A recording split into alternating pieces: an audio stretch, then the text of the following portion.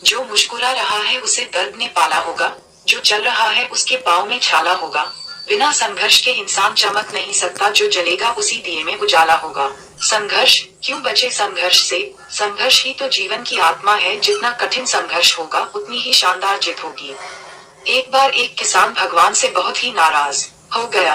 किसान बहुत मेहनती था, बहुत मेहनत से वह खेतों में अनाज उगाता, उसकी देखभाल करता, पर अक्सर उसकी फसल खराब हो जाती।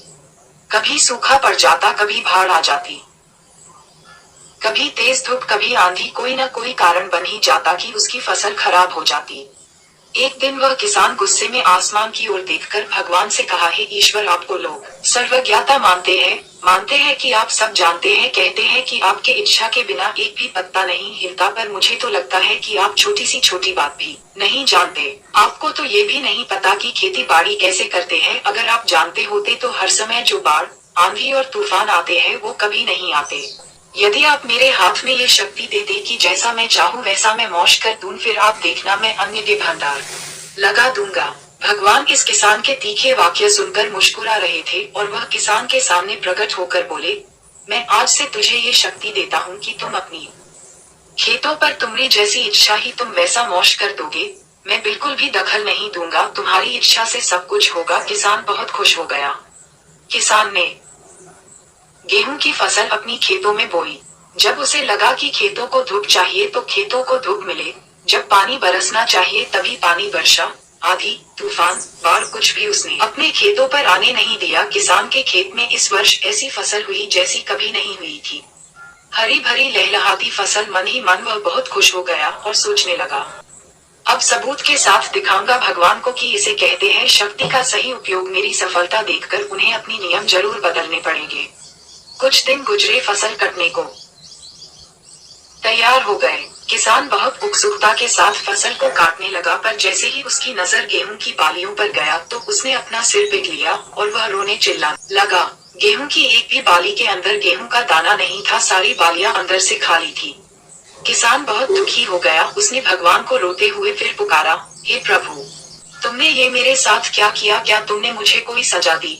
भगवान बोले, पुत्र, ये तो होना ही था। तुमने पौधों को संघर्ष करने का मौका ही कहा दिया ना, तो तुमने उन्हें आंधियों से जूझने दिया, ना तेज बारिश से सहने दिया और ना ही धूप में तपने दिया।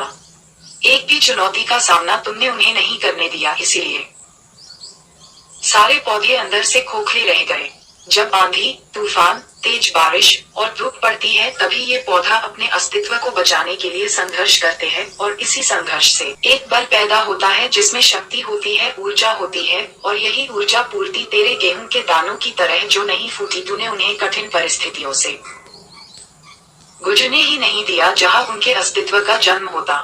सारे बालियां इसीलिए खाली है, इसमें एक भी गेहूं का दाना इसलिए नहीं है क्योंकि तुमने अपने पौधों को संघर्ष कराया ही नहीं। याद रखिए, स्वर्ण में सवर्णीय आभा तभी आती है जब वह आग में तपने, गलने और हथौड़े से पीटने जैसे संघर्षों से गुजरता है।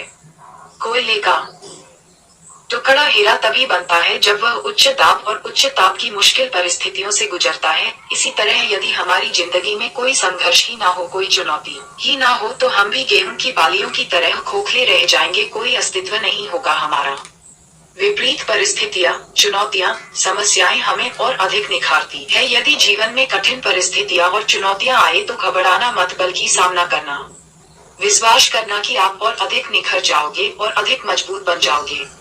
किसने कितना सही कहा है, जिंदगी जीना आसान नहीं होता, बिना संघर्ष कोई महान नहीं होता। जब तक ना पड़े हथौड़े की चोट तब तक पत्थर भी भगवान नहीं होता।